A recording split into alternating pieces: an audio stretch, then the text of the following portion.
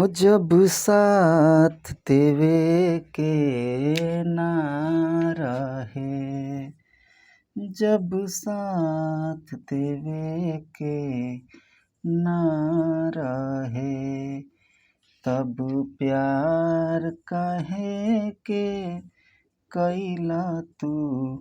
हर पल तरसे दिल आह भरे, हर पल तरसे दिल आह भरे। हमरा से दूर काहे गइला तू, जब साथ देवे के ना रहे। नमस्कार दोस्तों, स्वागत है आप सभी का हमारे इस प्यारे से YouTube चैनल पे। उम्मीद करते हैं जहाँ भी होगे स्वस्थ होगे, मस्त होगे। कर रहे होगे सर आप एक फिल्म बनाइए, भोजपुरी फिल्म, जिसका टाइटल होना चाहिए नहीं भोजपुरिया मिस्टर इंडिया, क्योंकि आप एकदम परफेक्ट फिट बैठते हैं क्या। दोस्त ऐसा नहीं है। जो भी लोग पटना में होंगे उनको पता ही होगा कि आखिर माजरा क्या है। आप लोग को भी बताए ही थे कि ऑफलाइन कोचिंग स्टार्ट करना है और अपना स्टार्ट करना है, तो इसके लिए बहुत सारा ताम झाम होता है दोस्त। पटना या कोई भी बड़ा शहर जो है वो इतना मामूली इसको मत समझिएगा, काफ़ी ताम झाम होता है यहाँ पे। कोचिंग का रूम लेने के लिए बहुत ताम झाम होता है, और उसके अलावा भी बहुत सारा है। तो खैर सब कुछ प्रोसेस में आदमी लगा हुआ था, और जो भी यहाँ होंगे उनको इन्फॉर्मेशन तो चला ही गया होगा, और जो आप लोग हैं आप लोग को भी बहुत जल्द उसका बैनर वनर बना करके या ये थंबनेल वगैरह बना करके आप लोग तक भी बहुत जल्द मैसेज चला जाएगा। और सबसे बड़ी बात है कि जो कोचिंग का फ़ी होगा वो काफ़ी नॉमिनल फ़ी होगा भाई। पहले जो थे वो विद्यार्थी लोग थोड़े से फ़ी के भी वजह से थोड़ा सा उन लोग को सही नहीं लगता था, कहता था सर थोड़ा फ़ी ज़्यादा है कोचिंग का। तो खैर वो दूसरे का कोचिंग था, जहां हम पढ़ाते थे वो उनका था। मेरा वहाँ कुछ चलने वाला है नहीं, खासकर फ़ी के मामले में। तो वो सर थे जिनका था, तो वो तो जितना फ़ी रखेंगे उतना देना पड़ेगा। लेकिन ये अब हमारा होने वाला है, तो अब आपको फ़ी के लिए बहुत ज़्यादा टेंशन नहीं लेना है। लेकिन इसका मतलब ये भी नहीं कि भाई एकदम मतलब एकदम कम ही रहेगा, ऐसा नहीं है। मतलब ठीक ठाक नॉमिनल रहेगा, और सब कोचिंग का जो भी है उसका एकदम सीधे 50% या 60% रहेगा, इससे ज़्यादा फ़ी नहीं रहेगा। और कोचिंग नया नया है तो दोस्तों मेहनत भी काफ़ी जानदार की जाएगी। जो भी लोग होंगे साथ में काफ़ी नया है तो काफ़ी जानदार मेहनत होगी। देयरफॉर आप लोग जो भी लोग होंगे वो जुड़ने का कोशिश करिएगा। और फीस भी अगला साल या उसके अगला साल बढ़ेगा नहीं, जब कोचिंग जमने लगता है तो ऑलरेडी फीस बढ़ने लगता है, वो तो प्रकृति का नियम है। तो खैर यही सब बताना था। तो खैर ज़्यादा इस पर हम बहस अगर करेंगे तो काफ़ी लंबा चला जाएगा, और इसके लिए हम लोग एक सेपरेट वीडियो बनाएंगे, ठीक है। जो भी पटना में होंगे उन लोगों को पता चल गया होगा। जो बाहर के हैं उनको अभी हम कहीं पोस्ट नहीं किए हैं, ना फेसबुक पे किए हैं ना व्हाट्सएप पे किए हैं, कहीं अभी पोस्ट वोस्ट हुआ नहीं है। देयरफॉर उनको अभी बहुत ज़्यादा इन्फॉर्मेशन नहीं मिला होगा, तो उनको बहुत जल्द मिल जाएगा। थोड़ा और भी कुछ कुछ काम बचा है वो सब निपटा लेते हैं तो आपको इन्फॉर्मेशन मिल जाएगा। और फ़ी काफ़ी नॉमिनल फ़ी होगा दोस्त, ये बता दे रहे हैं। फ़ी के मामले में आप किसी भी कोचिंग से कंपेयर करिएगा तो काफ़ी कम फ़ी मिलेगा। बोल ही दिए 50 या 60% के आसपास रहेगा। अगर किसी का फ़ी सपोज दैट 100 रुपया है तो आपका यहाँ पे 50 या 60 रुपये के आसपास होगा। तो आप उस हिसाब से 50-60% जोड़ लीजिएगा जो कोचिंग का फ़ी हुआ करता था पहले। तो हमको लग रहा है वो ठीक ठाक होगा, वो देने लायक होगा, बहुत ज़्यादा बर्डन नहीं होगा फ़ी का, ठीक है।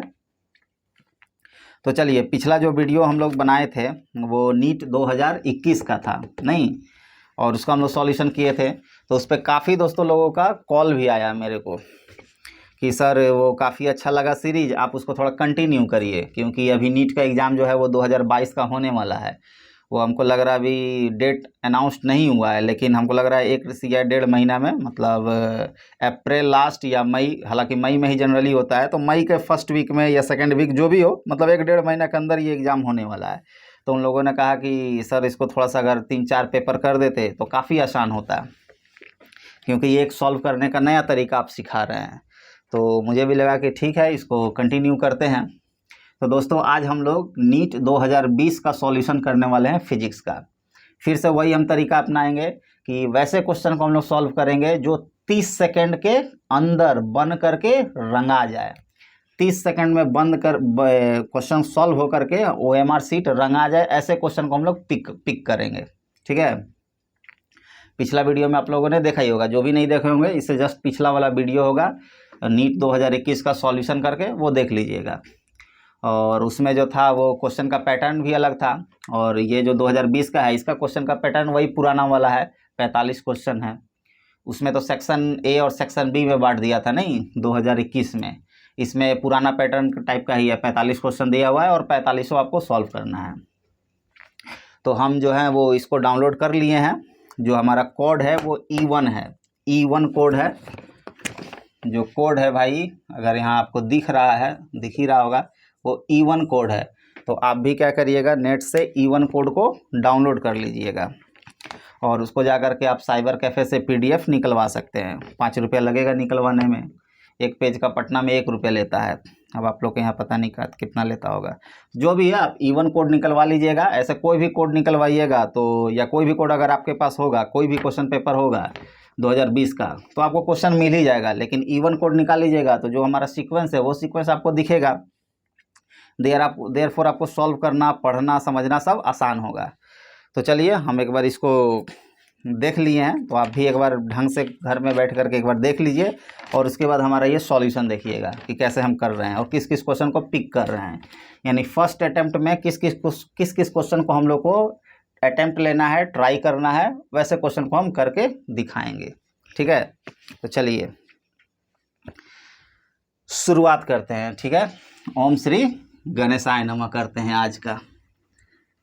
चलिए पहला ही क्वेश्चन देखो दोस्तों, सबसे इजी है। पहला क्वेश्चन जो है वो 136 नंबर है। जब E1 कोड डाउनलोड करिएगा तो उसमें आपको मिलेगा 136 नंबर से फिजिक्स मिलेगा। तो 136वां जो क्वेश्चन है उसमें कह रहा है कि for which one of the following भोर मॉडल इज नॉट वैलिड। जो भोर मॉडल है वो वैलिड नहीं है, वैलिड नहीं है, खोजना है। तो पहला है हाइड्रोजन एटम। हमको पता है कि जो भोर मॉडल है वो सिंगल इलेक्ट्रॉन स्पीसीज के लिए लागू होता है, यानी वैसे एटम या वैसे स्पीसीज जिसके पास एक इलेक्ट्रॉन हो उसके लिए वैलिड है। तो पहला ऑप्शन जो है वो हाइड्रोजन एटम है जिसमें लगेगा। सिंगली आयोनाइज्ड हीलियम एटम, बिल्कुल सही बात है, इसमें भी लगेगा क्योंकि भाई इसमें से एक इलेक्ट्रॉन निकाल दिया गया है। ड्यूट्रॉन एटम जो प्रोटॉन का आइसोटोप है, तो उसमें भी पता है कि तुमको कि एक इलेक्ट्रॉन, एक प्रोटॉन और एक न्यूट्रॉन होता है, तो इसमें भी लगेगा। चौथा ऑप्शन है सिंगली आयोनाइज्ड नियोन एटम। तो नहीं भाई, नियोन में टोटल कितना होता है, 10 इलेक्ट्रॉन 10 प्रोटॉन होता है। आप सिंगली आयोनाइज्ड किए हैं, मतलब अभी भी उसके पास 9 इलेक्ट्रॉन है। तो 9 इलेक्ट्रॉन है तो भाई लगेगा नहीं, क्योंकि एक इलेक्ट्रॉन रहेगा तभी लगेगा। तो 136 नंबर क्वेश्चन का जो ऑप्शन नंबर 4 है वो करेक्ट आंसर है। तो देखो दोस्तों, इतना बताने में हमको समय लगा। जब आप क्वेश्चन सॉल्व करिएगा तो आपको ये 5 सेकंड के अंदर क्वेश्चन बन जाएगा। ये सब क्वेश्चन में दम ही नहीं है। सही बात यह है कि 2020 का क्वेश्चन जो है हमको लगता है सबसे इजी आया है। 2021 से अगर कंपेयर करें तो उसके में जो टफनेस था उसका आधा टफनेस भी यहाँ नहीं है, सीधे एकदम आधा हो गया है, या आधा भी नहीं है। सोच सकते हो, बहुत ईजी, बहुत ही ईजी क्वेश्चन सॉल्व मैंने सेट किया गया है 2020 में। और इसका एक कारण ये कोरोना भी रहा होगा। कोरोना के चलते ही भाई थोड़ा सा इजी क्वेश्चन सेट किया, बहुत इजी क्वेश्चन सेट किया गया है। मोस्ट ऑफ द क्वेश्चन आज बन जाएगा, अब देखिएगा। तो खैर 136 नंबर आपको बताने में हम इतना समय खाए हैं, आप बनाते समय इतना समय नहीं लीजिएगा, आपको 5 से 6 सेकंड के अंदर ये बन जाएगा। दूसरा नंबर में कह रहा है कि द रेशियो ऑफ कंट्रीब्यूशन, यानी 137 नंबर में, the ratio of contribution made by the electric field and magnetic field components to the intensity of electromagnetic wave is. इसमें लोग फंस गए होंगे, कुछ लोग पढ़े होंगे कि E/B का जो मान है वो C के बराबर होता है। तो क्वेश्चन पूछ रहा है कि E/B का रेशियो बताइए, तो वो C/1 कहने का मतलब वो C/1 कर दिए होंगे, यानी ऑप्शन नंबर 1 टिक कर दिए होंगे, जो कि गलत है। आपसे electric field upon magnetic field का रेशियो नहीं पूछ रहा है, आपसे उसके इंटेंसिटी का पूछ रहा है। उसके इंटेंसिटी का पूछने का मतलब उस इलेक्ट्रोमैग्नेटिक वेव में जो एनर्जी होता है, इलेक्ट्रिक फील्ड में जो एनर्जी होता है और मैग्नेटिक फील्ड में जो एनर्जी होता है, उसका रेशियो पूछ रहा है। कहने का मतलब UE/UB पूछ रहा है, ये आपसे पूछ रहा है। और इसका रेशियो क्या होता है दोस्तों? 1 होता है। इस बात का ध्यान रखिएगा। ये रेशियो आपसे नहीं पूछ रहा है, ये भी एक फॉर्मूला है या ये भी एक इक्वेशन है, तो ये नहीं पूछ रहा है आपसे, ये पूछ रहा है एनर्जी इलेक्ट्रिक फील्ड में और मैग्नेटिक फील्ड में एनर्जी का रेशियो बताइए। तो एनर्जी जो होता है वो इक्वल होता है। ग्राफ भी पढ़ाया गया होगा तो उस समय भी बताया गया होगा, नहीं ग्राफ भी अगर पढ़ाया गया होगा तो इस तरह से आपको बताया गया होगा। तो जितना इसके पास एनर्जी होता है उतना ही इसके पास भी एनर्जी होता है। माने कन्वर्जेबल होता है एक दूसरे में, ये कम तो वो ज़्यादा तो ये, लेकिन एनर्जी जो होता है वो इक्वल होता है। तो ज़्यादा इस पर हम बात करेंगे तो फिर भाई काफ़ी लंबा हो जाएगा, इस वजह से इस पर ज़्यादा हम बात नहीं करेंगे। इसका आंसर जो है वो ऑप्शन नंबर 2 है। 138 नंबर में कहता है कि द ब्रिस्टर एंगल, तो ब्रिस्टर एंगल आप पढ़े होंगे तो सीधा टिक लगा दिए होंगे भाई कि ब्रिस्टर एंगल जो होता है वो 45 और 90 के बीच वाला होता है, यानी ऑप्शन नंबर जो है वो 3 आंसर हो गया। 139 में कहता है कि a cylinder contains hydrogen gas at इतना प्रेशर, इतना टेम्परेचर, इतना इट्स डेंसिटी के बारे में पूछ रहा है। तो भाई PV = nRT लगाइए, उसको डेंसिटी के टर्म में कन्वर्ट कर लीजिए और उसके बाद उसको सॉल्व करिए। सब डाटा दिया हुआ है, तो हमको लग रहा है ये समय खाएगा, ये 30 सेकेंड ले सकता है या 30 सेकेंड से ज़्यादा ले सकता है। देयरफॉर इसको हम लोग फिलहाल छोड़ देंगे। क्वेश्चन टफ नहीं है, क्वेश्चन कुछ नहीं है, PV = nRT पे ही बेस्ड है। अब इसको करना क्या है कि वॉल्यूम को इधर ले जाना है, इसको लिख देना है मास अपॉन मॉलिक्यूलर वेट और फिर इसको डेंसिटी में कन्वर्ट कर देना है। नहीं देखो दोस्तों, इसको लिख सकते हो मोल को mass upon molecular weight R/T। अब इसको क्या करिए, वॉल्यूम को मॉलिक्यूलर वेट को इधर लाइए, वॉल्यूम को इधर ले जाइए, तो हो जाएगा P × m0 बराबर m/v × R/T। तो हो जाएगा P(m0) बराबर मास अपॉन वॉल्यूम को क्या बोलेंगे, डेंसिटी × R/T। तो आपसे डेंसिटी का ही मान पूछ रहा था, तो हो जाएगा P × m0 divided by RT। आपको प्रेशर का वैल्यू दिया हुआ है, आपको R का वैल्यू दिया हुआ है, टेम्परेचर का वैल्यू दिया हुआ है और मॉलिक्यूलर वेट किसका है, हाइड्रोजन गैस है। तो हाइड्रोजन गैस का आपको पता है कि 2 होता है। सारा डाटा आपके पास है, इसको सॉल्व करिएगा आ जाएगा। लेकिन हमको लग रहा है कि ये 30 सेकेंड से ज़्यादा ले सकता है, देयरफॉर इसको पहला अटैम्प्ट में हम लोग नहीं करेंगे। आपको यही बताने के लिए आपको ये हम सीरीज करा रहे हैं कि किस क्वेश्चन को पहले अटैम्प्ट में लेना है और किसको नहीं लेना है। अगला में कह रहा है कि a ray is incident in this angle i, और ये स्मॉल एंगल प्रिज्म है और इस पे if the refractive index of the material is mu और ये इमर्जेज 90 डिग्री। तो ये दोस्तों देखने से भारी भरकम लग रहा है, लेकिन ये काफ़ी आसान है। कह रहा है कि एक प्रिज्म है, स्मॉल एंगल प्रिज्म है और इस पे जो है वो एक रे ऑफ लाइट जो होता है वो इंसिडेंट किया गया, म्यू रिफ्रैक्टिव इंडेक्स है और इसका जो प्रिज्म का एंगल है वो A है। इस पर एक लाइट रे को इंसिडेंट किया गया और ये जो होता है वो इस सरफेस से 90 डिग्री से निकलता है। तो 90 डिग्री से निकलेगा कब, ये 90 डिग्री से कह रहा है कि इमर्ज होता है। तो ये 90 डिग्री से तब ना निकलेगा जब इस पर 90 डिग्री पे गिरेगा, 90 डिग्री पे गिरा होगा तभी तो भाई 90 डिग्री से निकलेगा। ठीक है, तो इसको पीछे बढ़ाओ यहाँ पे। अब यहाँ पे आया होगा, कैसे आया होगा, तो मान लो इस तरह से आया, ये लाइट इधर से आया, ये इसका नॉर्मल है। ठीक, अगर ये A एंगल है, ये 90 है, तो ये कितना हो जाएगा 90 - A, देयरफॉर ये एंगल कितना हो जाएगा A हो जाएगा। अगर ये 90 - A है तो ये एंगल कितना हो जाएगा A हो जाएगा। और इस एंगल के बारे में ये बोला है कि I एंगल है। ठीक है, तो आपसे रिलेशन पूछ रहा है कुछ, तो कुछ नहीं, यहाँ पे आप स्नेल्स लॉ लगा दीजिए, आपका आंसर अवेलेबल है। स्नेल्स लॉ क्या बोलता है, जिधर का रिफ्रैक्टिव इंडेक्स उधर का ही एंगल साइन के साथ, जिधर का रिफ्रैक्टिव इंडेक्स उधर का ही एंगल किसके साथ, साइन के साथ, तो साइन ए हो गया। अब भाई जो एंगल है वो बोल रहा है काफ़ी छोटा है, स्मॉल एंगल प्रिज्म है। तो अगर स्मॉल एंगल प्रिज्म है तो A बहुत छोटा है, तो A अगर छोटा है तो I भी छोटा होगा, क्योंकि हमको पता है कि ये जो दोनों एंगल है वो एक दूसरे के ऑर्डर का होता है, आसपास होता है। तो अगर A छोटा है तो I भी छोटा है, तो देयरफॉर हम लोग साइन I को I लिख सकते हैं, नहीं साइन A को A लिख सकते हैं। तो यहाँ से I का मान क्या हो गया, म्यू टाइम्स ऑफ A हो गया। तो आपसे क्या पूछ रहा था, then the angle of incidence is nearly equal to, यही I का मान पूछ रहा है कि एंगल ऑफ इंसिडेंस किसके नियरली इक्वल होगा, तो म्यू टाइम्स ऑफ A के इक्वल होगा। काफ़ी आसान क्वेश्चन है। तो ये देखने में भारी भरकम थोड़ा आपको लग रहा होगा, ये लग रहा होगा कि आपका समय खाएगा, लेकिन अगर आपका प्रैक्टिस होगा तो बस एक लाइन ये लिखना है सीधा, एक लाइन लिखना, ये डायग्राम भी ज़्यादा बनाने की ज़रूरत नहीं है, या छोटा सा आप डायग्राम बना सकते हैं और तुरंत ये काम हो जाएगा। तो अगर आप ये अगर 30 सेकंड के अंदर बना सकते हैं तो बनाइएगा, नहीं बना सकते हैं तो सेकंड अटेम्प्ट में लीजिएगा, ठीक है।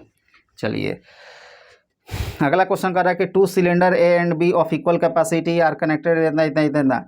इस क्वेश्चन में बहुत लोग गलत किए होंगे। कह रहा है कि 2 भाई सिलेंडर है इस तरह से, और बीच में क्या किया गया है कि एक पार्टीशन मतलब एक वाल है, ठीक है, और इधर क्या हुआ है, गैस भरा हुआ है, और अचानक क्या किया गया, इस पार्टीशन को जो ये वाल है इसको हटा लिया गया। तो बोल रहा है कौन सा प्रोसेस होगा। तो भाई आइसोकोरिक और आइसोबारिक तो नहीं हो सकता है, यानी 3 और जो 4 ऑप्शन है ये कभी नहीं हो सकता है, क्योंकि आइसोकोरिक का मतलब क्या है, वॉल्यूम कांस्टेंट। वॉल्यूम कहाँ से कांस्टेंट रहेगा, इसको हटाओगे तो ये इधर फैलेगा, तो वॉल्यूम कांस्टेंट कहाँ रहा। आइसोबारिक प्रेशर, तो प्रेशर भाई अभी यहाँ है ज़्यादा, यहाँ बहुत कम या नहीं है, हटाओगे तो भाई प्रेशर भी बदलेगा, तो ये भी नहीं होगा। 2 ऑप्शन में ही विद्यार्थी फंसा होगा, आइसोथर्मल और एडियाबेटिक, और यहाँ पे राइट आंसर होने जा रहा है एडियाबेटिक, क्योंकि ये हटाएंगे तो काफ़ी फास्ट प्रोसेस होगा, और फास्ट प्रोसेस क्या होता है, एडियाबेटिक होता है। आइसोथर्मल इसलिए नहीं होगा क्योंकि भाई आइसोथर्मल होने के लिए भाई हीट का देना या लेना, हीट एक्सट्रैक्ट करना या हीट इसमें देना, ये ज़रूरी होता है। जबकि क्वेश्चन में साफ साफ क्लियर लिखा हुआ है कि भाई जो सिस्टम है, the entire system is thermally insulated, जो पूरा सिस्टम है वो थर्मली इंसुलेटेड है, मतलब ना हीट इसको दे सकते हैं ना हीट इससे निकाल सकते हैं। देयरफॉर ये आइसोथर्मल नहीं हो सकता है, और आइसोकोरिक हो नहीं सकता, आइसोबारिक तो हो ही नहीं सकता, तो बच गया एक ही एडियाबेटिक। और ऐसे भी हम जान रहे हैं कि ये हटाने के बाद काफ़ी तेज़ी से ये प्रोसेस होने वाला है, देयरफॉर ये एडियाबेटिक होगा। तो काफ़ी लोग इसमें गलत किए होंगे, इसलिए सतर्क रहिएगा। ऐसा क्वेश्चन कई बार पूछा भी जा चुका है, ऐसा नहीं कि ये पहली बार पूछा है। आप जेईई मेन का क्वेश्चन बैंक या आईआईटी का क्वेश्चन बैंक पलटिएगा, आपको ऐसा क्वेश्चन मिल जाएगा, 1 या 2 दफ़ा आया हुआ है इस प्रकार का क्वेश्चन। चलिए तो 141 का ऑप्शन नंबर 2। 142 में कह रहा है कि the energy equivalent of 0.5 gram of a substance is. कह रहा है कि 0.5 ग्राम कोई सब्सटेंस है, वो कितना एनर्जी के इक्विवेलेंट है। तो आपको पता है कि आइंस्टीन का एक दिया हुआ है कि एनर्जी और मास के बीच रिलेशन E = mc²। मास का मान दिया है 0.5 ग्राम, ग्राम को भाई बदल दो किलोग्राम में, और c² का मतलब हो गया 3 तिया 9 गुना 10 का पावर 16। कितना हो गया, 9 × 5 = 45, 4.5 वाला, तो 4.5 वाला 2 ऑप्शन है, तो भाई 2 ऑप्शन है तो भाई पावर को भी देखना होगा, तो 9 × 5 = 45, 4.5 और उधर हो जाएगा 10 का पावर 13, इतना जूल। यानी 0.5 ग्राम जो है वो इतना जूल ऑफ एनर्जी के इक्विवेलेंट है, समझ रहे हो। 0.5 ग्राम अगर कोई चीज़ गायब होगा तो इतना एनर्जी वो रिलीज करेगा, सोच सकते हो। एटम बम इसी सिद्धांत पे काम करता है। छोटा सा मास गायब होता है और भयानक अमाउंट ऑफ एनर्जी रिलीज होता है। तो सोच लो, अगर इस हम पेन के कैप को अगर गायब कर दें, गायब कर दे का मतलब है कि इसको अगर एनर्जी में बदल दें किसी तरह से, तो समझ रहे हो एटम बम में इतना एनर्जी नहीं होता, इधर पूरा पृथ्वी सबको ख़त्म कर देगा। इतना ज़्यादा अमाउंट है, मतलब इसके पास इतना ज़्यादा अमाउंट हो सकता है नहीं है, आइंस्टीन साहब बताए हैं। तो खैर इस पर ज़्यादा डिटेल अभी हम बात नहीं करेंगे, नहीं तो काफ़ी लंबा वीडियो बन जाएगा। चलिए 143 में कह रहा है कि एक बॉडी वेट है जिसका भाई 72 न्यूटन है सरफेस ऑफ द अर्थ पे। तो कह रहा है कि हाफ ऑफ द रेडियस मतलब r/2 ऊपर ले जाएंगे तो कितना होगा। तो दोस्तों बनाए या नहीं बनाए, बनाएंगे तो हमको लग रहा है 30 सेकंड में बनना चाहिए, नहीं बनना चाहिए। अगर बना सकते हो तो बना लो, नहीं बना सकते हो तो इसको छोड़ दो, ठीक है। कह रहा है कि एक अर्थ है और इसको क्या किया गया, बोल रहा है कि एक बॉडी यहाँ पे जब रखें तो ये भाई 72 न्यूटन का है, ठीक है। कह रहा है कि इसको उठा करके यहाँ रख दें r/2 डिस्टेंस पे, r/2 डिस्टेंस पे, r जहाँ पे क्या है तो रेडियस ऑफ अर्थ है, तो यहाँ पे इसका हमको बताइए वेट क्या होगा, ये पूछ रहा है। तो पक्का है कि 72 से तो कम ही होगा, तो भाई 72 से कम कितना ऑप्शन है, सब ऑप्शन में है, तो बनाना पड़ेगा। कुछ नहीं, इस 72 के लिए हम लोग लिख सकते हैं F = G(m1m2/r²), इसका मान दिया हुआ है 72, इसके लिए इक्वेशन लिखे, इसके लिए इक्वेशन लिखो, तो G(m1m2/r²), r² मतलब सेंटर से सेंटर के बीच का दूरी लेते हैं, तो क्या हो जाएगा r + r/2 का होल स्क्वायर। इसका मान ही तुमसे पूछ रहा है, तो क्या हो जाएगा देखो, तो ये हो जाएगा GMM, ये हो जाएगा 3r/2, 3r/2 का मतलब हो जाएगा 9/4, 4 ऊपर चला जाएगा तो 4/9 टाइम्स ऑफ आर स्क्वायर। और इसका मान जो है वो दिया हुआ है 72, तो 4/9 टाइम्स ऑफ 72, 9 से 9 8 72, 8 चौके 32 आंसर। तो अगर बना सकते हो 30 सेकंड के अंदर तो बना लो, नहीं तो छोड़ दो, सेकंड अटेम्प्ट में इसको बनाना। तो भाई 32 आंसर है इसका, यानी ऑप्शन नंबर 2। चलिए 144 में कह रहा है कि देखो, ये भी 144 में भी कई सारे लोग फंसे होंगे, बहुत सारे लोग। 144 में कह रहा है कि the solids which have negative temperature coefficient of resistance, यानी रेजिस्टेंस की बात कर रहा है और निगेटिव टेम्परेचर कोफिशिएंट की बात कर रहा है। तो आंख मूंद के लोग सेमीकंडक्टर मार दिए होंगे, लेकिन देखो ऑप्शन कैसे कैसे सेट किया है। पहला मेटल, जो कि नहीं हो सकता है। दूसरा इंसुलेटर ओनली, जो कि नहीं हो सकता है। तीसरा सेमीकंडक्टर ओनली, देखो ओनली जोड़ करके ये खेल खेल दिया है, सेमीकंडक्टर ओनली। और चौथा है इंसुलेटर एंड सेमीकंडक्टर। तो दोस्त इसका आंसर होने जा रहा है इंसुलेटर एंड सेमीकंडक्टर। ऐसा इसलिए क्योंकि दुनिया का देखो कोई भी चीज़ परफेक्ट नहीं है। जैसे अगर तुम इसको कह रहे हो कि ये भाई इंसुलेटर है या हवा इंसुलेटर का इंसुलेटर होता है, ऐसा नहीं है। सबका समय जो है ना, कहावत नहीं है कि समय बलवान होता है, तो बस इसका समय अभी नहीं है, इस वजह से ये जो है वो इंसुलेटर का काम कर रहा है। पृथ्वी पर वैसा माहौल नहीं है, वैसा इसको अभी मिला नहीं है इन्वायरमेंट, देयरफॉर इंसुलेटर का काम कर रहा है। यही एयर जो आपको इंसुलेटर अभी दिख रहा है या इंसुलेटर आपको लगता है, ये काफ़ी अच्छा इलेक्ट्रिसिटी को कंडक्ट कर सकता है। अगर बहुत हाई वोल्ट डेवलप कर दो दो जगह, तो इलेक्ट्रिसिटी हवा में भी ट्रांसफ़र हो सकता है, और इसी पे काम भी हो रहा है। निकोला टेस्ला इस पर काफ़ी काम भी किए थे, बहुत सारा उनका विवादित बात भी इस पे है कि वो कर लिए थे, लेकिन कंपनी वाला सब जो है वो उनका मर्डर करा दिया, क्या हुआ ये सब कुछ कुछ है कहानी। अब उस पर हम ज़्यादा नहीं जाएंगे, नहीं तो फिर वीडियो लंबा हो जाएगा। तो जो भी है, तो ऐसा नहीं है कि जो इंसुलेटर है वो प्योरली एकदम ज़िंदगी भर इंसुलेटर ही रहेगा, या जो सेमीकंडक्टर है वो ज़िंदगी भर वही रहेगा, या जो मेटल है वो हमेशा मेटल ही रहेगा। सबका टाइम है, बाउंड्री है, उसके अंदर वो सब काम होता है। अगर हवा की ही बात करें या इस बोर्ड का ही बात करें, तो काफ़ी अच्छा ये इलेक्ट्रिसिटी को कंडक्ट कर सकता है, बशर्ते इसको ऐसा माहौल मिल जाए। माहौल मिलने का मतलब वैसा टेम्परेचर, वैसा प्रेशर, वैसा पोटेंशियल क्रिएट कर दिया जाए, तो ये सभी कंडक्टर जैसा बिहेव करने लगेगा। कहने का मतलब इलेक्ट्रिसिटी का ये भी कंडक्शन करने लगेगा। तो खैर इसका आंसर जो है वो बेस्ट आंसर 4 होने जा रहा है, क्योंकि ऑप्शन ऐसा सेट किया है। 145 में कह रहा है कि the phase difference between displacement and acceleration of A particle in simple harmonic motion.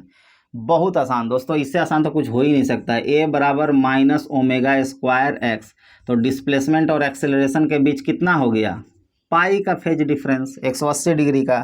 ये तो सबसे सिंपल सवाल है दोस्त, ये तो 1 लाख बार आया होगा, पढ़े होगे तो। 146 में कह रहा है कि screw gauge has list count of 0.1 mm। Screw gauge, अब हम फिगर तो दिखा नहीं पाएंगे, फिगर आप लोग देख लीजिएगा या पढ़े होंगे तो जानते होंगे कि उसमें लिस्ट काउंट जो है वो 0.01 mm है, 0.01 mm मिलीमीटर है, ठीक है। अच्छा, ये लिस्ट काउंट इतना मिलीमीटर का क्या मतलब है? तो जैसे अगर तुम स्केल देखते होगे, छोटा वाला स्केल होगा आपके पास, नहीं 15 सेंटीमीटर वाला या 30 वाला भी होगा, तो देखते होगे यहाँ 0 लिखा रहता है, उसके बाद 1 2 3 4 5 6 7 8 9 10 में बड़ा सा लकीर रहता है। तो ये दो जो लकीर है छोटा छोटा, इसके बीच के गैप को ही लिस्ट काउंट कहा जाता है। नहीं, यहाँ पे देखना 1 सेंटीमीटर लिखा रहता है, तो 1 सेंटीमीटर को कितना हिस्सा में ये बांटे हुए हैं, 10 में बांटे हुए हैं। तो अगर इसका कोई पूछेगा लिस्ट काउंट बताइए, तो 1 सेंटीमीटर को क्या किए हुए हैं, 10 हिस्सा में बांटे हुए हैं। कहने का मतलब है 0.1 सेंटीमीटर, या इसी को हम लोग लिख सकते हैं 1 मिलीमीटर। यानी हमारा जो स्केल है घर में जो हम लोग यूज करते हैं, छोटा वाला ज्योमेट्री बॉक्स में, या बड़ा वाला भी यूज करते हैं, तो उसमें जो लिस्ट काउंट है उसका कितना है, 1 मिलीमीटर है। लिस्ट काउंट नाम में से क्लियर है, लिस्ट, लिस्ट मतलब सबसे छोटा, मिनिमम। काउंट, काउंट मतलब मेजर कर सकता है, तो मिनिमम कितना ये मेजर कर सकता है, इतना के बराबर ही कर सकता है ना, 2 लाइन के बीच का, इतना को ही हम लोग मिनिमम माप सकता है। ये कहने का मतलब 1 मिलीमीटर को माप सकता है। उसी तरह से दोस्तों ये जो स्क्रू गेज है वो कह रहा है 0.01 mm को ये माप सकता है। यानी उससे भी 100 टाइम्स छोटा को, यानी इस गैप को भी 100 भाग में बांट दिया गया है। सोच सकते हो कितना डेंजरस है। तो खैर जो भी हो, 0.01 mm जो है वो लीस्ट काउंट है, और 50 डिवीजन्स है ऑन सर्कुलर स्केल। जो सर्कुलर स्केल होता है उसमें 50 डिवीजन है। तो कह रहा है कि the pitch of the screw gauge. तो पिच क्या होता है, तो एक बार उसको घुमाओगे 360 से, जो सर्कुलर स्केल है उसको एक बार घुमाओगे यानी 360 घुमाओगे तो देखोगे कितना वो आगे बढ़ गया। तो भाई एक बार घुमाएंगे तो 50 डिवीजन है उसमें, तो 50 जो होगा वो आगे बढ़ जाएगा। नहीं, फिगर अगर आप समझ रहे होगे तो आपको समझ में आ रहा होगा कि एक बार अगर उसको घुमा देंगे तो 50 डिवीजन है, तो भाई 50 आगे खिसक गया होगा। तो भाई पिच क्या हो जाएगा, अगर आपसे पिच पूछ देगा तो इतना मल्टीप्लाइड बाई 50, निकाल के देख लो कितना आ जाएगा, 0.5 mm। कितना हो गया, ऑप्शन नंबर 3 हो गया। काफ़ी सिंपल क्वेश्चन है दोस्त। 47 नंबर में देखिए क्या कहता है, 147 में, 47 नहीं 147 में कह रहा है कि एक गिटार है, ये है वो है ये है वो है। दोस्तों ये सबसे सिंपल सवाल है, जब हम लोग पढ़ाते हैं तो बताते हैं कि ये पहेली है, पहेली, और हमेशा पूछता है। नहीं, बीट वाला जो क्वेश्चन है वो हमेशा पूछता है, इसको पहेली हम लोग कहते हैं, बूझो तो जाने। कह रहा है कि एक ए है और एक बी है, ठीक। ए का जो फ्रीक्वेंसी है वो 530 हर्ट्ज है, ठीक, ये तो फिक्स्ड है भाई कि ये 530 हर्ट्ज है। बी का फ्रीक्वेंसी जो है वो पता करना है। इसका जो दोनों के बीच का जो बीट निकल के आ रहा है वो कितना आ रहा है, तो 6 हर्ट्ज का आ रहा है, ठीक। इसका 530 है और इसका निकल के कितना आ रहा है, 6 हर्ट्ज का है। तब पक्का है कि ये कितना रहा होगा, या फिर ये 536 रहा होगा या 524 रहा होगा, तभी ना भाई 6 हर्ट्ज का निकल के आएगा। इन दोनों के बीच का भी गैप 4 है, इन दोनों के बीच का भी गैप 4 है, यही दोनों में से एक रहा होगा। चलिए, कह रहा है क्या कि when the tension in B is slightly decreased, ये कह रहा है कि B में क्या किए, टेंशन को डिक्रीज कर दिए, तो बीट फ्रीक्वेंसी जो हो गया वो बढ़ गया, कहने मतलब 7 हर्ट्ज हो गया। अब जो बीट फ्रीक्वेंसी है वो 7 हर्ट्ज का हो गया। इसमें कब क्या किए, टेंशन को डिक्रीज किए। तो हमको पता है कि टेंशन जो है वो फ्रीक्वेंसी के डायरेक्टली प्रोपोर्शनल होता है, तो टेंशन को अगर डिक्रीज करोगे तो फ्रीक्वेंसी भी डिक्रीज करना चाहिए, ठीक। तो भाई अगर 530 हर्ट्ज होता, मान लो 530 हर्ट्ज होता, तो इससे इसको गिरना चाहिए था, क्योंकि टेंशन को क्या किया है, कम किया है, तो फ्रीक्वेंसी भी गिरना चाहिए था। यही दोनों में आंसर है ना, ये हर्ट्ज ये इतना हर्ट्ज। तो 536 से गिरेगा तो 535 पे आ जाएगा, तो 535 पे आएगा तो गैप कितना हो जाएगा, 5 का हो जाएगा। देखो, जबकि गैप क्या हो रहा है, बढ़ रहा है, यानी आंसर ये नहीं है। इसको कम करो तो 524 से 523, अब 523 और 530 के बीच का गैप 7, इसका मतलब ये रहा होगा। अरे काफ़ी सिंपल है, समझ में नहीं आ रहा है क्या, बहुत सिंपल है। हम यहाँ जल्दी जल्दी आदमी बता रहा है क्योंकि सॉल्यूशन करा रहे हैं, वरना काफ़ी सिंपल है, ये बूझो तो जाने वाला है। ए का फ्रीक्वेंसी 530 हर्ट्ज है और बी का फ्रीक्वेंसी भाई बताना है कि क्या होगा, दोनों के बीच का बीट जो है वो 6 हर्ट्ज का है, तो पक्का है कि ये 536 होगा, नहीं तो 524 होगा। अगला बार क्या किया, अब इसी को पकड़ने के लिए ये सब देखो खेल खेल रहा है, कह रहा है कि टेंशन को घटाएं, तो टेंशन को घटाएं, बी के टेंशन को घटाइएगा तो फ्रीक्वेंसी घटेगा। तो मान लो अगर ये रहा होगा तो भाई इससे भी कम होगा, तो इससे कम होगा तो 536 से कम करोगे तो 535 या 534 या 533, तो जो भी हो, तो किसी को एक को कम करके देख लो।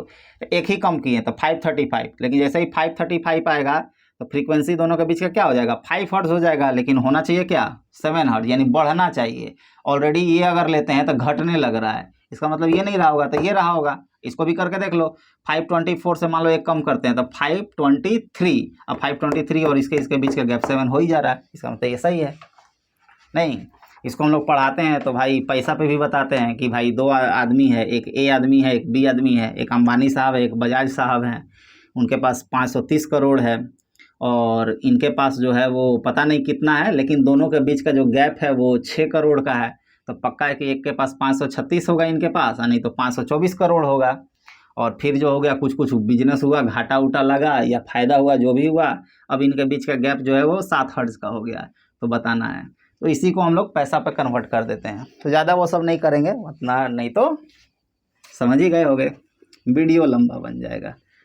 तो जब ये सब क्लास में आराम से किया जाता है तो बताया जाता है ये सब कहानी। बीट पे तो पूरा एक क्लास लग जाता है, तो यहाँ पे तो एक क्लास हम दे नहीं सकते हैं। चलिए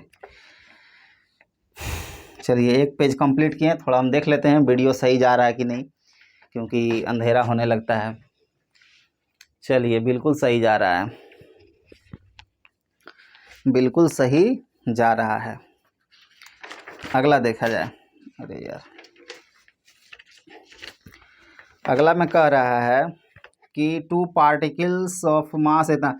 अगला में कह रहा है कि 148 में कि एक 5 kg का बॉडी है और एक 10 kg का बॉडी है। ठीक, दोनों के बीच का जो गैप है वो है कितना, 1 मीटर का है। तो आपको बताना है सेंटर ऑफ मास इनका कहाँ पे होगा। मूर्खों, इससे बताना है 5 kg से सेंटर ऑफ मास कहाँ पे होगा। तो पक्का है कि भाई सेंटर से इधर होगा, 10 kg वाले की तरफ खिसक के होगा। आंसर जो होगा वो दोस्तों 50 सेंटीमीटर से तो ज़्यादा ही आना चाहिए। ये भी 50 है, ये भी 50 है, तो 50 से तो ज़्यादा ही आना चाहिए, क्योंकि भारी वाले की तरफ रहता है। तो भारी वाले की तरफ रहता है 50 से ज़्यादा में 2 ऑप्शन है, 67 और 80। तो यही दोनों में निकालना है। तो खैर हमको कह रहा है 5 kg से बताइए। तो मान लो यहाँ पे सेंटर ऑफ मास है, ठीक, और इसके बीच का ये जो दूरी है वो R1 है, तो R1 निकाल लो। क्या होगा, तो इन्वर्स वाला यहाँ मास होता है, नहीं, इतना बटा 15, दोनों के बीच का सम, और 1 मीटर को बांट रहे हैं। तो 5 से 5 दिया 15, 5 से 5 दूनी 10, और इसको सेंटीमीटर में दिए हुए, तो इसको सेंटीमीटर में कन्वर्ट कर दो। तो 200/3 है, 200/3 का मतलब कितना हो जाएगा, 67 कुछ हो जाएगा, यानी ऑप्शन नंबर 3 हो जाएगा। तो इससे वाहियात सवाल कुछ नहीं हो सकता है। इस सेंटर ऑफ मास पे ये सब पूछना चाहिए जी। 2 मास दे दिया और कह रहा है कि कहाँ सेंटर ऑफ मास होगा। इससे वाहियात कोई सवाल हो सकता है, वो भी नीट में। खैर 149 में कह रहा है कि find the torque about the origin when a force of इतना newton acts on a particle whose position vector is इतना। तो भाई पोजीशन वेक्टर के कैप में है और फोर्स जो है वो जे कैप में है, तो पक्का है कि क्रॉस प्रोडक्ट होता है। क्रॉस प्रोडक्ट होता है तो जे और के बीच करना है, तो आई वाला आंसर होता है। नहीं, जे और के कर रहे हैं तो आई निकल के आएगा। तो आई वाला देखो 2 ऑप्शन है, 1 और 3, इसी में आंसर छिपा हुआ है। इसमें भी देखो कितना मज़ेदार है, एक प्लस में है, एक माइनस में है, तो हमको बनाने का भी देखो जरूरत नहीं पड़ेगा। हमको क्या करना है, टॉर्क लेना है ना। तो टॉर्क का क्या होता है, आर क्रॉस एफ होता है। आर का वैल्यू क्या दिया हुआ है, 2k कैप है, ठीक, और एफ का क्या वैल्यू दिया हुआ है, 3j कैप है। तो सोचो तो के और जे को करोगे तो क्या निकल के आएगा, आई जे के। तो के जे को करेंगे एंटी क्लॉकवाइज ना, तो माइनस में आना चाहिए आंसर। तो माइनस में देखो एक ऑप्शन दिया हुआ है, ऑप्शन नंबर 3। तो ये सब हम बना करके कर रहे हैं, इस वजह से कुछ कुछ समय भी लग रहा है। अगर आप प्रैक्टिस हो जाइएगा तो ये सबको बनाने का ज़रूरत नहीं है, आप मुंह में ही, मन में ही, दिमाग में ही कर सकते हैं इस चीज़ों को। नहीं, ये सब लिख करके ऐसे करने का क्या ज़रूरत है, ये तो आपके लिए कर रहे हैं। 150 में कह रहा है कि light with an average flux of इतना falls on a non reflecting surface. मैंने एक ऐसा सरफेस है जिस पर मैंने लाइट को डाल रहे हैं तो वो पूरा एब्जॉर्ब कर ले रहा है। प्रैक्टिकली संभव नहीं है बट मान लेंगे।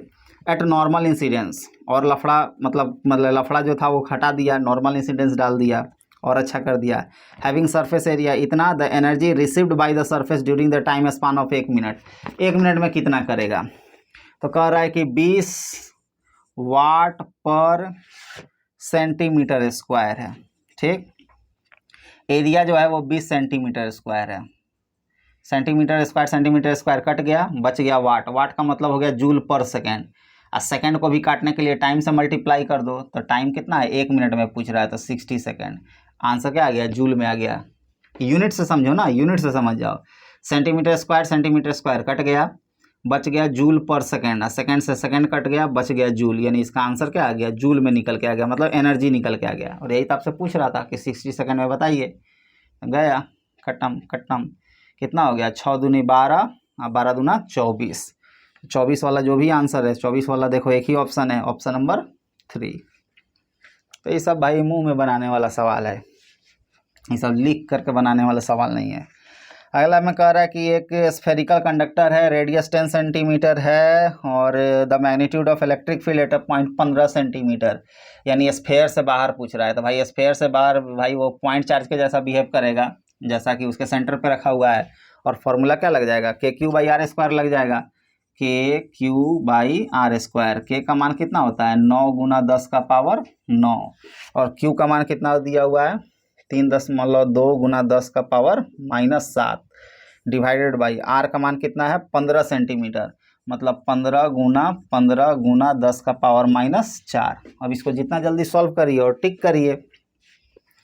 देखो इसको हम जो है इसका मतलब ये जो क्या कहते हैं कैलकुलेशन है ये भी सिखा देते हैं आपको। चारों ऑप्शन में 1.28 करके दिया हुआ है।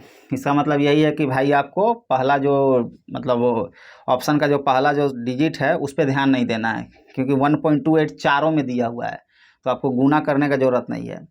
10 का पावर देखो सब में अलग है, 10 का पावर 4 है, 10 का पावर 5 है, 10 का पावर 6 है, 10 का पावर 7 है, यानी 10 का पावर को आप पकड़िए और आंसर को टिक करिए। देखो कुछ लोग आके इसको पूरा सॉल्व करेगा जिसका समय खाएगा, अगर इसको तरीका से सॉल्व करें तो हम लोग को बहुत जल्द बन जाएगा। बस हम लोग देख लिए कि चारों ऑप्शन में 1.28 है, देयरफॉर हम लोग को सॉल्व करने की जरूरत नहीं है, हम लोग को केवल पावर पकड़ना है, 10 का पावर पकड़ना है। तो देखो कैसे पकड़ेंगे फटाक फटाक। 9 से देखो कौन तो करा पावर वाला काम करिए ना, अरे ऐसे ही थोड़े हो जाएगा। 9 से ई दशमलव को हटा देते हैं, ठीक, दशमलव को हटाएंगे तो नीचे आ जाएगा 10। बात ये हो रहा है 9 से गुना करो तो 9 दूनी 18 के 8, हाथ में बच गया 1, 9 18 9 27 और 1 28, 288 हो गया ऊपर, अब 15 15 225 हो गया नीचे। ठीक, इसका काम तमाम, इसका काम तमाम, इसका काम तमाम, इसका काम तमाम, बच गया 10 का पावर वाला। तो 10 का पावर यहाँ कितना है 9 है, यहाँ 10 का पावर कितना है एगो है, तो ये कट के कितना हो जाएगा 8 बच जाएगा। ठीक, 10 का पावर 4 है और 10 का पावर 7 है, तो ये 10 का पावर ऊपर उठ के आएगा, तो ये 8 4 कितना हो जाएगा 12 हो जाएगा, पावर 12 हो जाएगा, और ये 7 है तो 5 पावर और ख़त्म होगा तो बच जाएगा ये 5 पावर, यानी 10 का पावर कितना बच गया 5। और हमको पता है कि ये सब भागा दे करके 1.2 करके या कुछ कुछ आएगा, अब 1.2 करके कुछ दिया हुआ है, यानी पावर जो होना चाहिए वो 10 का पावर 5 होना चाहिए, तो 10 का पावर 5 वाला आंसर है, यानी ऑप्शन नंबर 2। अरे समझ में आया क्या क्या किए? इस ऑप्शन में 1.28 सब में दिया हुआ था, तो हम समझ गए कि भाई इधर का कैलकुलेशन नहीं करना है। कौन तो कर रहा नहीं करना है, लेकिन आप तो कर दिए। अरे इसलिए ना किए ताकि हम देख ले कि यहाँ पे 1 पॉइंट करके आ रहा है कि नहीं। अगर मान लो यहीं पे 2 ये दशमलव को हम नहीं हटाते तो यहाँ पे एक दशमलव आ जाता। अब इसको तुम छोड़ करके सॉल्व करते तो गलत ना हो जाता, क्योंकि 225 से भागा मारोगे तो 0 दशमलव कुछ करके आता है, तो फिर तुमको अंक दशमलव को इधर शिफ्ट करना होता ना, गड़बड़ हो जाता। तो जो भी लोग हैं वो अगर समझ रहे होंगे तो ठीक है, नहीं समझ रहे होंगे तो भी ठीक है, क्योंकि इतने कम समय में तो एकदम बताया नहीं जा सकता है, इसको क्लास में ही इसको बताया जा सकता है डिटेल में। जो भी लोग पढ़े होंगे थोड़ा बहुत दिमाग लगा रहे होंगे, समझ रहे होंगे हम क्या कहना चाह रहे हैं। चलिए, कह रहा है कि अगला 152 में कह रहा है कि a certain region of space with volume इतना metre cube, the electric potential is found to be 5 volt throughout, the magnitude of electric field in this region is. देखो जीरो जिसमें दिख जाए, जीरो जिस ऑप्शन में दिख जाए, जिस क्वेश्चन में दिख जाए उसके ऑप्शंस में सतर्क हो जाइए, क्योंकि जीरो जो है वो इतना आसानी से एग्जामिनर के दिमाग में नहीं आता है। अगर तुम कोई भी क्वेश्चन सेट किए और उस क्वेश्चन में 4 गो ऑप्शन देना है तो जीरो क्यों दोगे भाई, 2 4 5 8 10 इस तरह से दोगे, जीरो क्यों दोगे? अगर जीरो दे रहे हो तो समझो कि कुछ बात हो सकता है, ज़रूरी नहीं है लेकिन उसमें हो सकता है कि वो कुछ वजह से ही दिया गया है, कहना मतलब वो आंसर हो सकता है। तो जीरो जहाँ भी दिखे थोड़ा सा सतर्क हो जाइएगा, और यहाँ पे भी आंसर जीरो ही होने वाला है, क्योंकि आपसे कह रहा है कि एक रीजन है, एक वॉल्यूम है 0.2 मीटर क्यूब का, और उसमें जो है वो हर जगह पोटेंशियल 5 ही वोल्ट है। तो भाई पोटेंशियल अगर बदल ही नहीं रहा है तो इलेक्ट्रिक फील्ड कहाँ से आएगा? क्योंकि इलेक्ट्रिक फील्ड का फॉर्मूला ही होता है -dV/dr, नहीं, या तुम ऐसे ही इसको लिखते होगे ΔV/Δr, जो भी लिखते होगे। तो भाई अगर पोजीशन बदलेंगे तो पोटेंशियल बदलेगा तो ही ना इलेक्ट्रिक फील्ड होगा। और यहाँ पर कह रहा है कि भाई ये जो चेंज इन पोटेंशियल है वो जीरो है, पोटेंशियल बदल ही नहीं रहा है, हर जगह 5 ही वोल्ट है, कहने मतलब पोटेंशियल का चेंज जीरो है। तो अगर पोटेंशियल का चेंज जीरो है तो भाई इधर भी जीरो होना पड़ेगा इसको हर हाल में। अगर RHS जीरो है तो लेफ्ट को भी जीरो होना पड़ेगा, कहने मतलब अगर पोटेंशियल का चेंज जीरो है यानी पोटेंशियल नहीं बदल रहा है तो इलेक्ट्रिक फील्ड को भी हर हाल में जीरो होना पड़ेगा। तो भाई ऑप्शन नंबर 1 हो गया। कह रहा है कि द इंक्रीज इन 153 में, the increase in width of the depletion region in PN junction diode is due to. PN junction diode में क्यों होता है? रिवर्स बायस के कारण सिर्फ होता है भाई। 153 का 2 रटा रटाया सवाल। 154 में कह रहा है कि एक 40 हर्ट्ज का कैपेसिटर है connected to 200 volt battery, 50 hertz supply, AC का क्वेश्चन दिख रहा है। The RMS value of current, तो हमको समझ में आ गया कि कुछ कुछ काम ये कराएगा। तो कुछ नहीं होता है इसमें, बहुत इजी होता है एसी का question. I R M S पूछ रहा है तो आपको क्या फॉर्मूला होता है? आई आर एम एस बराबर V R M S upon Z, और जेड का मान यहाँ पे क्या है? सिर्फ कैपेसिटर है ना, तो जेड का मान जो हो जाएगा क्या हो जाएगा? 1/ओमेगा सी हो जाएगा। और 1/ओमेगा सी में ओमेगा का मान नहीं दिया हुआ है, फ्रीक्वेंसी दिया हुआ, तो उसको 2πf कर देंगे और फिर कैलकुलेशन कर लेंगे। तो ये हमको लग रहा है 30 सेकेंड से ज़्यादा लग सकता है, देयरफॉर इसको फिलहाल छोड़ देंगे। 155 में कह रहा है कि the mean free path with molecular diameter D and number density N can be expressed. Formula दिया हुआ है भाई, जिसको भी फॉर्मूला आता है टिक लगाएगा, जिसको नहीं आता है वो भी लगाएगा, अगर दिमाग लगा दिया तो। कह रहा है मीन फ्री पाथ, और ऑप्शन देख लो। तो भाई जिसको फॉर्मूला पता है वो तो आराम से टिक लगा लेगा कि ऑप्शन नंबर 2 आंसर होने जा रहा है। जिसको नहीं भी पता है वो भी इस क्वेश्चन को बना सकता है। कैसे? यूनिट डायमेंशन मेथड से। आप सबका देखिए डायमेंशन या यूनिट चेक करिए, सबका अलग अलग आएगा। आपको मीन फ्री पाथ निकालना है नहीं, तो मीन फ्री पाथ का मतलब हुआ उसका डायमेंशन या यूनिट क्या आना चाहिए? मीटर निकल के आना चाहिए। तो ऑप्शन नंबर 1 में देखो तो, पेन नहीं चल रहा है ना, इंक सूख गया है। ऑप्शन नंबर 1 में देखो तो क्या दिए हुए हैं? ऑप्शन नंबर में 1 में है 1/√2 times of n pi D. जरा यूनिट देखो तो, n का यूनिट क्या हो जाएगा भाई? n का यूनिट, इसका यूनिट नहीं होगा, इसका यूनिट नहीं होगा, n का मान क्या हो जाएगा? n क्या है दोस्तों? देखो यहाँ पे लिखा होगा n जो है वो नंबर डेंसिटी है, मतलब संख्या अपॉन वॉल्यूम है। तो संख्या अपॉन वॉल्यूम है, मतलब 1/मीटर क्यूब है। और d जो है वो दोस्तों क्या है? डायमीटर है, मतलब मीटर है। तो देख लो क्या आ गया, यहाँ स्क्वायर है, ये मीटर स्क्वायर कट के ऊपर आएगा तो मीटर स्क्वायर। और जबकि मीन फ्री पाथ है, मीन फ्री पाथ में क्या होना है? मीन फ्री पाथ है, तो मीन फ्री पाथ क्या होना चाहिए? मीटर आना चाहिए था ना इसका यूनिट, जबकि मीटर स्क्वायर आ रहा है, देयरफॉर गलत है। ऑप्शन नंबर 2 में निकालोगे सही आएगा, ऑप्शन नंबर 3 में भी निकालोगे तो नहीं आएगा। n स्क्वायर है, 1/√2 times of n square pi D square. 1/n square का मतलब हो गया 1/मीटर क्यूब इंटू मीटर क्यूब, ये तो और नहीं आएगा। यहाँ हो जाएगा मीटर स्क्वायर से ये कटेगा, यहाँ मीटर का पावर 4, ये आ जाएगा मीटर का पावर 4, ये तो और नहीं होगा। उसी तरह से देखोगे ऑप्शन नंबर 4 भी नहीं होने जा रहा है, देयरफॉर इसको हम लोग यूनिट डायमेंशन से भी बना सकते हैं। तो जिसको फॉर्मूला पता है वो टिक लगाएगा, जिसको नहीं पता है वो यूनिट डायमेंशन से भी बना सकता है। 156 नंबर में करेक्ट ट्रांजिस्टर एक्शन के लिए which of the following statement is correct. तो पता है कि भाई जो बेस रीजन होता है वो कोई भी हो, बेस हमेशा ही क्या होता है? पतला होता है, बेस हमेशा ही पतला होता है। और जो एक्सेप्टर वाला होता है वो बड़ा होता है, और इमीटर वाला जो होता है वो थोड़ा मतलब मीडियम साइज का होता है, और बेस सबसे पतला होता है। तो भाई option number 4, the base reason must be very thin and lightly doped.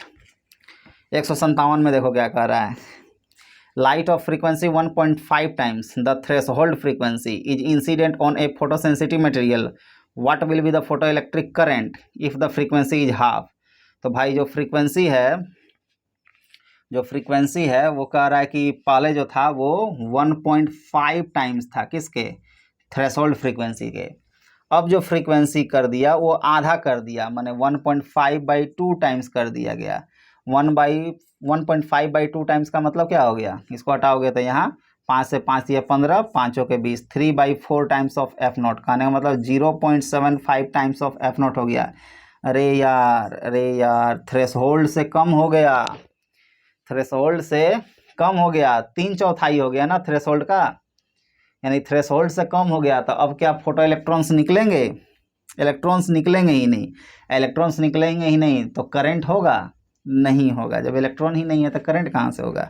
कौन तो कह रहा सर इंटेंसिटी को डबल कर दिए। तो दोस्त इंटेंसिटी को डबल करने से क्या होगा? इंटेंसिटी डबल करने से इलेक्ट्रॉन्स डबल निकलता, लेकिन इलेक्ट्रॉन पहले निकले तब तो, इलेक्ट्रॉन पहले निकले तब तो। यहाँ तो फोटो इलेक्ट्रिक इफेक्ट ही नहीं होगा, इस पे तो फोटो इलेक्ट्रिक का इफेक्ट ही नहीं होगा। तो याद रहे, ऐसे भी ऑप्शन में देखो एगो जीरो शामिल है, देयरफॉर आपको कहे थे कि जहाँ जीरो ऑप्शन हो उस पर थोड़ा सा सतर्क हो जाइएगा। तो इसका आंसर क्या होने जा रहा है दोस्तों? ऑप्शन नंबर 4 यानी 0 आंसर।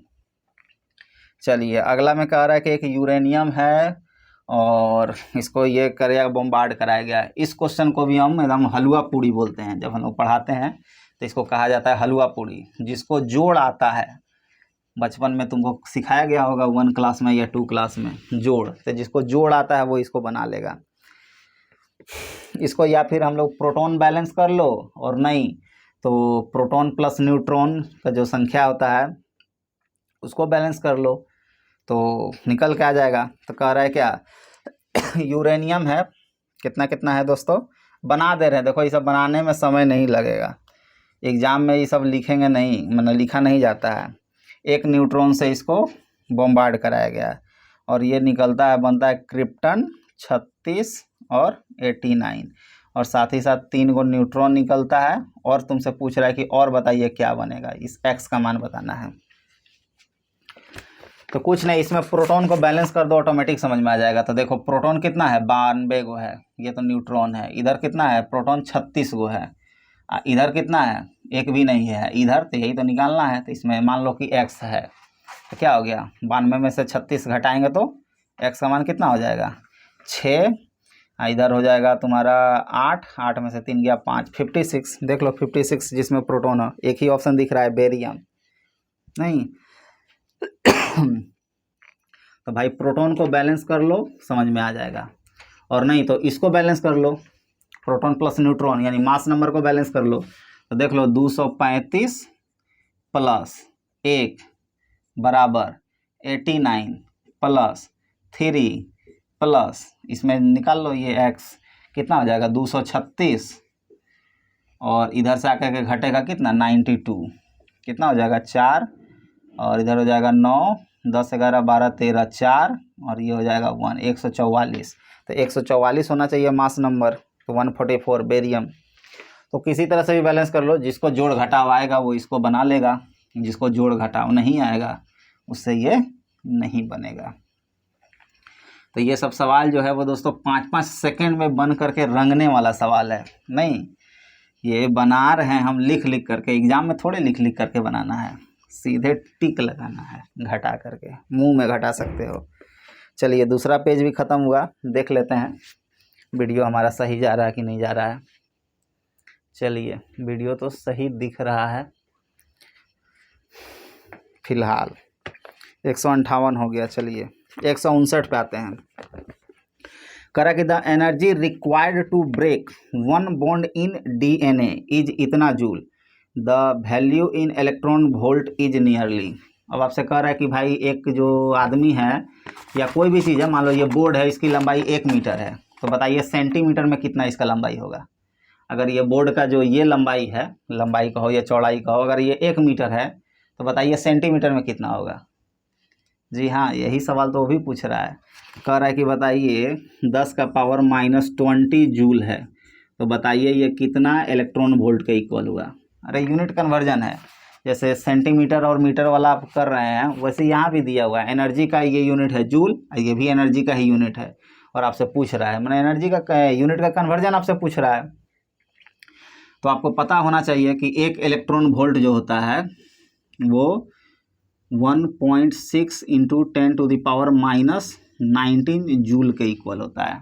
नहीं तो 1 जूल कितना हो जाएगा, 1/1.6 इंटू 10⁻⁻19 इलेक्ट्रॉन वोल्ट के इक्वल हो जाएगा। इसी का तो यूज करना है। आपसे पूछ रहा था कि इतना जूल बराबर कितना, तो इसको ऐसे लिख सकते हो, 10 का पावर -20 को 10 का पावर -20 गुना 1 लिख देंगे तो कोई दिक्कत है। अरे 1 से गुना करोगे तो बदल जाएगा नहीं ना, लेकिन फ़ायदा हो गया क्या, तो 1 जूल का बराबर इतना आता है, इसको पुट कर दो। तो 10 का पावर -20 इंटू वो हो जाएगा 1/1.6 इंटू 10⁻⁻19 इलेक्ट्रॉन वोल्ट। इसको सॉल्व कर लो, 10 का पावर -20 और ये 10 का पावर 19 कट के यहाँ कितना बचेगा, 10 का पावर -1 बचेगा। 10 का पावर -1 नीचे आएगा तो कितना हो जाएगा, 10 हो जाएगा, मतलब 1/16। 1/16 को भागा मारो, कितना निकल के आ जाएगा, 0.06, यानी ऑप्शन नंबर 3 निकल के आ जाएगा। नहीं, अरे 16 को 1 से भागा मारोगे ना जी, दशमलव दोगे 0, फिर 1 0 दोगे, तब 16 छक 96, यानी 0.06 आंसर। 0.06 मतलब ऑप्शन नंबर 3। तो कुछ नहीं, ये यूनिट कन्वर्जन है। अगर ये यूनिट कन्वर्जन आपको आता है तो बन जाएगा। कौन तो कह रहा है सर मीटर सेंटीमीटर आता है, ई वाला नहीं आता है। नहीं आता है तो छोड़िए, सही बताइए। तो ये अगर नीट का सवाल है, ये कंपटीशन का सवाल है ही नहीं, ये यूनिट कन्वर्जन कंपटीशन में करा रहा है। बताओ कितना लेवल गिर गया है।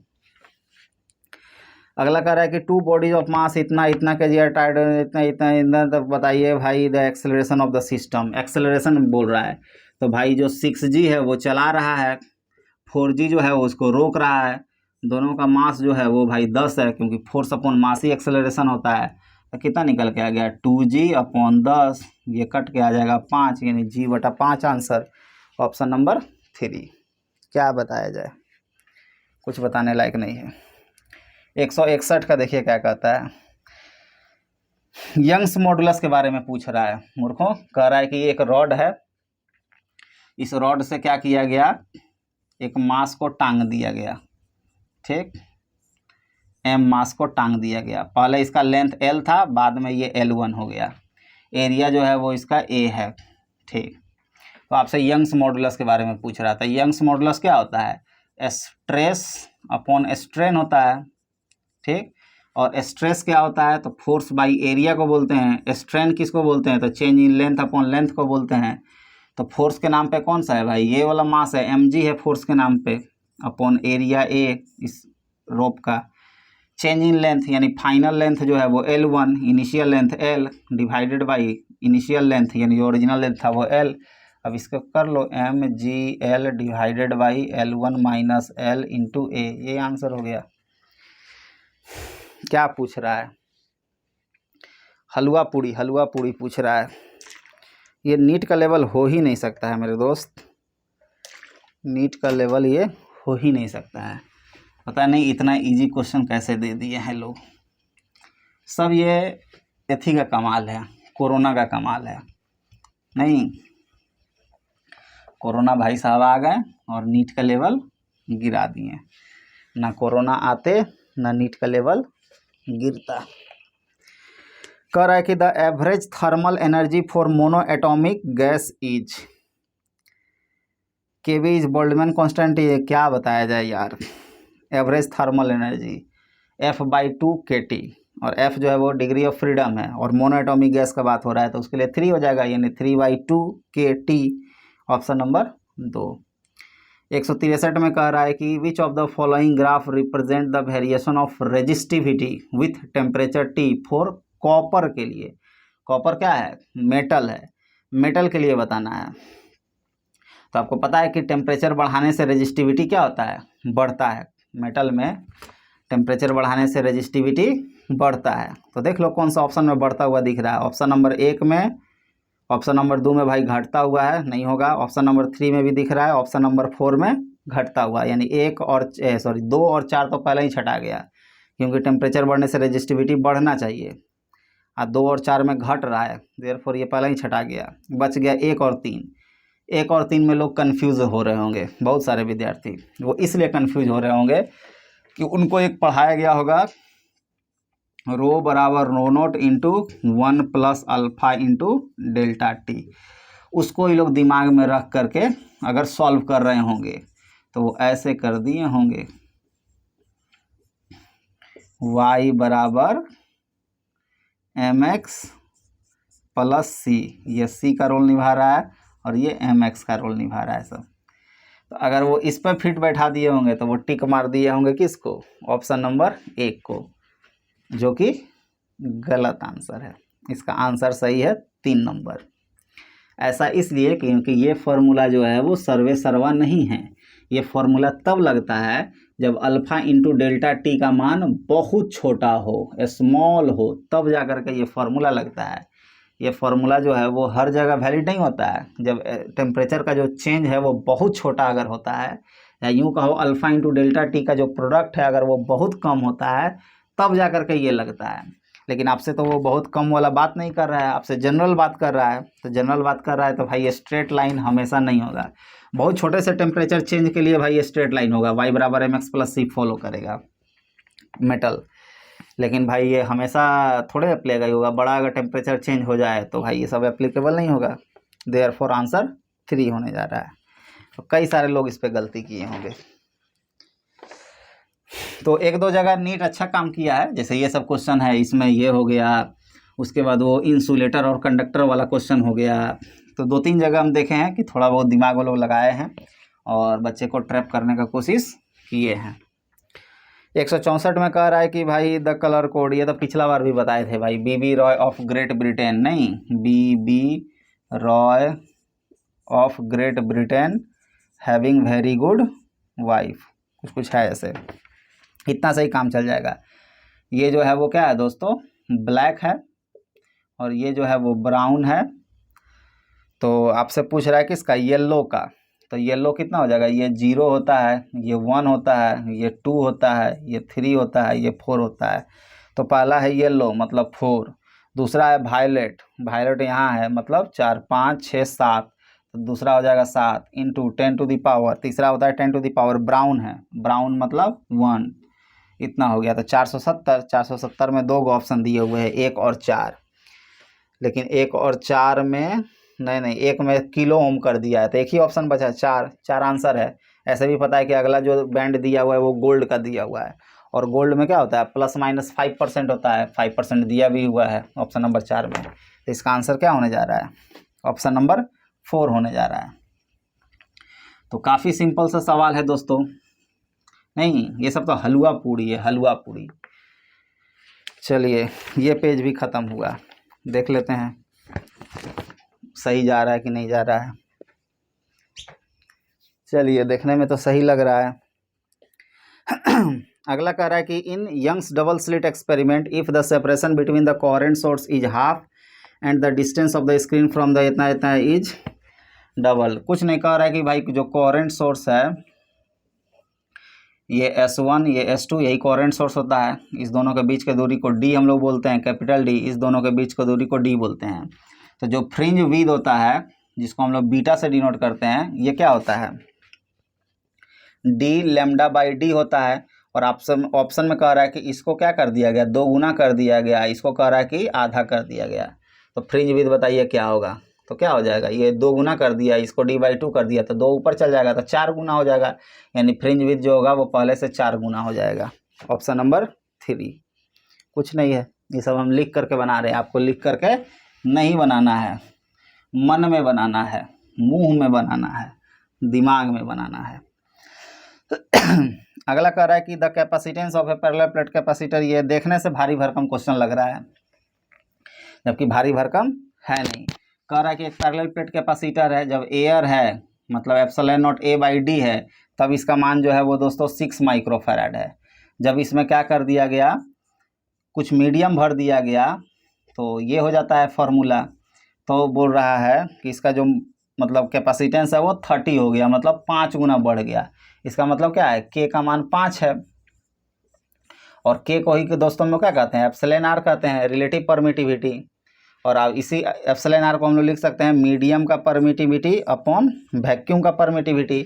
और आपसे यही पूछ रहा है कि εn का मान बताइए, तो ε0 को उधर भेज दो तो क्या हो जाएगा, εm जो होगा वो 5 टाइम्स ऑफ ε0, और ε0 कितना होता है 8.85 मान होता है, देखो दिया हुआ है, तो 5 से गुना कर दो 8.85 को।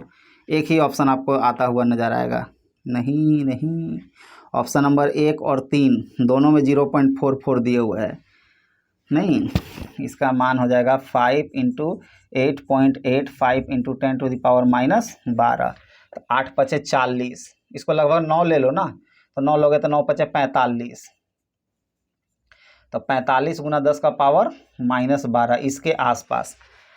तो 45 तो किसी में नहीं है, 0.44 है, तो 0.44 है तो यहाँ दशमलव लाना है ना, मैंने 100 टाइम्स कम करना है इसको, तो 100 टाइम्स इसको बढ़ाओ, तो इसको बढ़ाओगे 100 टाइम्स तो क्या हो जाएगा 0.45, तो इसको 100 टाइम्स बढ़ाओगे तो 10 टू द पावर -10 हो जाएगा। तो ऑप्शन नंबर 3 दिख रहा है। तो बस कैलकुलेशन है, जो जितना जल्दी कैलकुलेशन करेगा वो उतना तेज़ी से बनाएगा और रंगेगा और पास होगा। अगला कह रहा है डायमेंशन ऑफ स्ट्रेस। अभी स्ट्रेस पे सवाल पूछा था ना, देखो उसी को फिर से पूछ दिया। भाई जिसको स्ट्रेस के बारे में पता है वो दो दो सवाल करके आएगा। तो स्ट्रेस क्या होगा? स्ट्रेस जो होता है वो प्रेशर का ही होता है, फोर्स अपॉन एरिया, यानी प्रेशर के बराबर ही फोर्स का होता है MLT-2। नहीं पता है तो भाई मीटर मास इंटू एक्सेलरेशन से निकाल लीजिएगा। और एरिया का हो गया दोस्तों लेंथ स्क्वायर, तो एक एल से एक एल कटा तो क्या हो जाएगा ML का पावर -1 और T का पावर -2। Option number 4। अगला करा कि एज्यूम दैट लाइट ये ऑफ वेवलेंथ इतना nanometre is coming from a star, the limit of resolution of telescope whose objective इतना इज 2 मीटर दिया हुआ है इसका डायमीटर। कौन तो कह रहा बहुत बड़ा है सर डायमीटर। तो दोस्तों टेलीस्कोप है ना, और तुम स्टार को देख रहे होगे तो वहाँ तो बड़ा बड़ा होता ही है, घर वाला थोड़े माइक्रोस्कोप है या टेलीस्कोप है, एक्सपेरिमेंट वाला है, काफ़ी बड़ा बड़ा होता है। तो कुछ नहीं, इसका फॉर्मूला आपसे पढ़ा गया होगा 1.22 lambda divided by D. Lambda का मान दिया हुआ है कितना है भाई? लेमडा का मान है 600 नैनोमीटर। नैनो का मतलब 10 का पावर -9 और डी जो है वो 2 मीटर दिया हुआ है। चलिए ऑप्शन देखिएगा इसका, तो चारों में 10 का पावर -7 है। इसका मतलब 10 का पावर को हम लोग को ध्यान नहीं देना है। और उसके पहले जो 3.66 है, 1.83 है, 7.32 है, 6 है, काफ़ी दूर दूर है नहीं। तो 10 का पावर को तो हमको ध्यान नहीं देना है कि 10 का पावर -7 है, माने ये गया, ये दोनों गया, ये दशमलव भी गया, इस सब का कोई ध्यान नहीं देना है।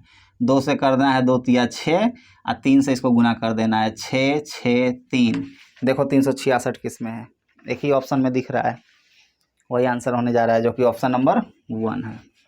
तो कैलकुलेशन फास्ट करिएगा मेरे दोस्त, जिसका कैलकुलेशन पे कमांड होगा वो काफ़ी उसका समय बचेगा, नहीं तो भाई वो जोड़ तोड़ के एकदम बढ़िया से निकालते रह जाएगा। 169 में दिख रहा है भाई LCR सर्किट है, फेज डिफरेंस π/3 सी रिमूव। समझ गए कि कुछ कुछ ये काम कराएगा, 30 सेकंड से ज़्यादा ले सकता है। देयरफॉर फिलहाल इसको अभी हम लोग छोड़ेंगे। अगला कर रहा है 170 में कि एक इलेक्ट्रिक डाइपोल है और डाइपोल मोमेंट ये है और पोटेंशियल निकालना है एट एन एंगल 60 डिग्री। तो हमको पता है कि फॉर्मूला क्या होता है भाई पोटेंशियल का, KP cos theta by r²।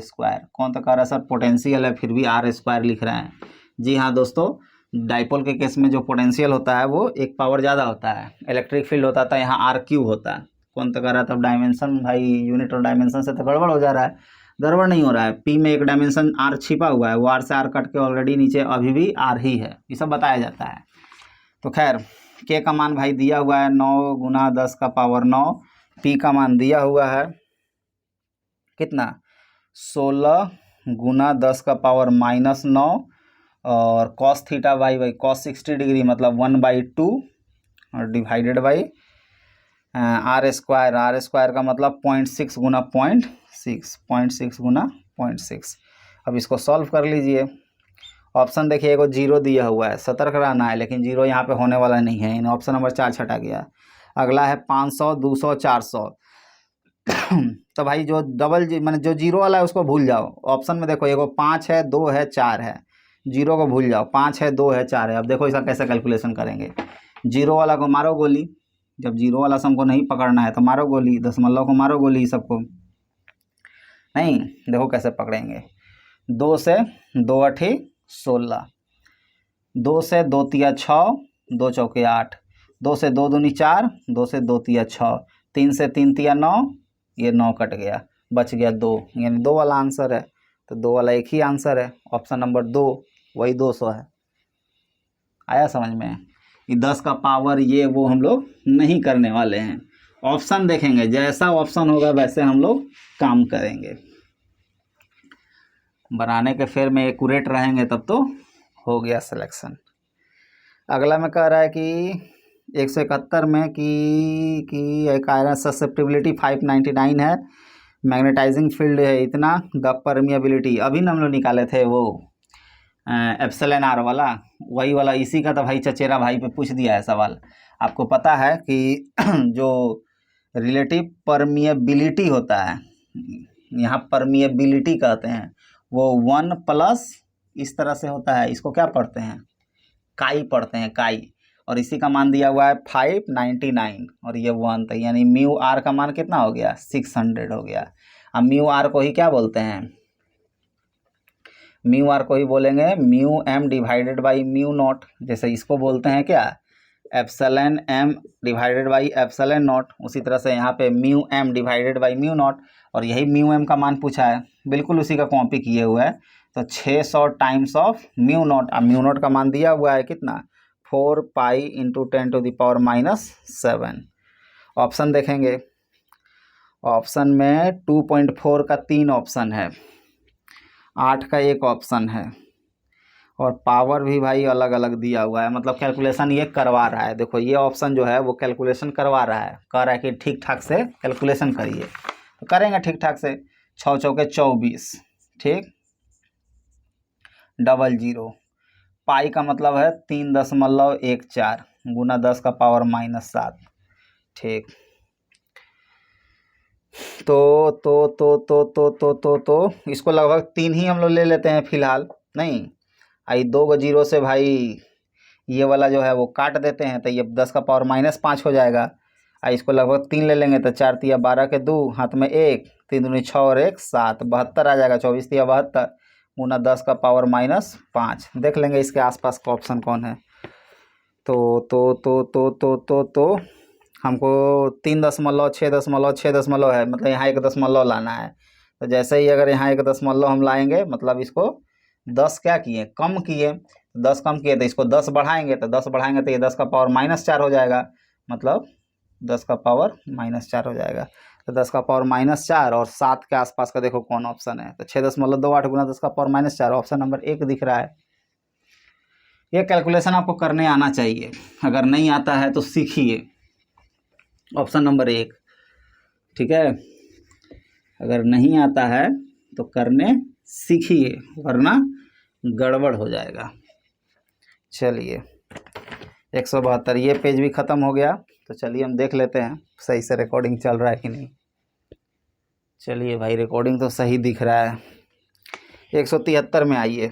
173 में कह रहा है कि एक चार्ज पार्टिकल है, ड्रिफ्ट वेलोसिटी इतना है, इलेक्ट्रिक फील्ड में इतना है, मोबिलिटी। अरे यार मोबिलिटी में बताया ही गया, फॉर्मूला है, मोबिलिटी में बताया गया है कि इसमें जो होता है वो drift velocity divided by electric field को ही बोलते हैं। और ये दिया हुआ है कितना, 7.5 इंटू 10⁻⁻4, और ये दिया हुआ है 3 इंटू 10⁻⁻10।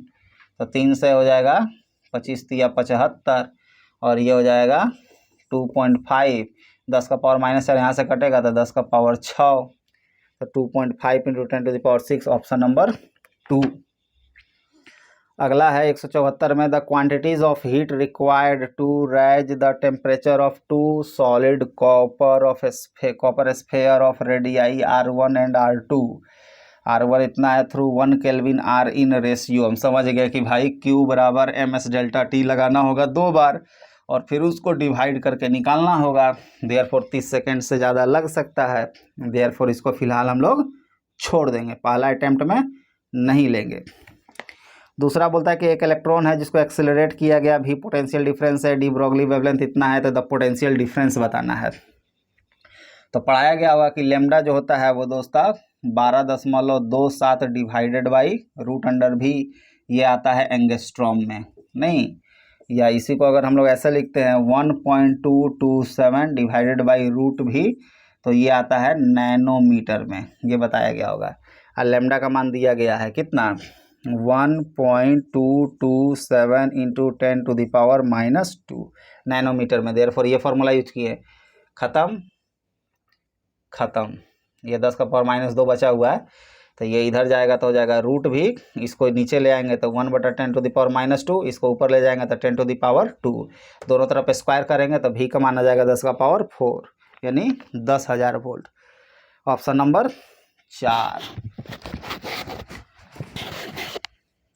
कुछ लोग को बाउंस भी हो सके तो हो रहा होगा। तो बाउंस हो रहा है तो भाई इसका जिम्मेदार हम नहीं हैं। आप नहीं पढ़े होंगे इस वजह से बाउंस जा रहा है। ये सब बाउंस वाला सवाल ही नहीं है। अगला कह रहा है taking into account the significant figure. अरे यार क्या पूछ दिया है, सिग्निफिकेंट फिगर से भी अब सवाल पूछ रहा है। तो घटाव वाला पूछा है नहीं। तो आपको पता है कि जोड़ घटाव का एक रूल है और गुना भागा वाला का दूसरा रूल है।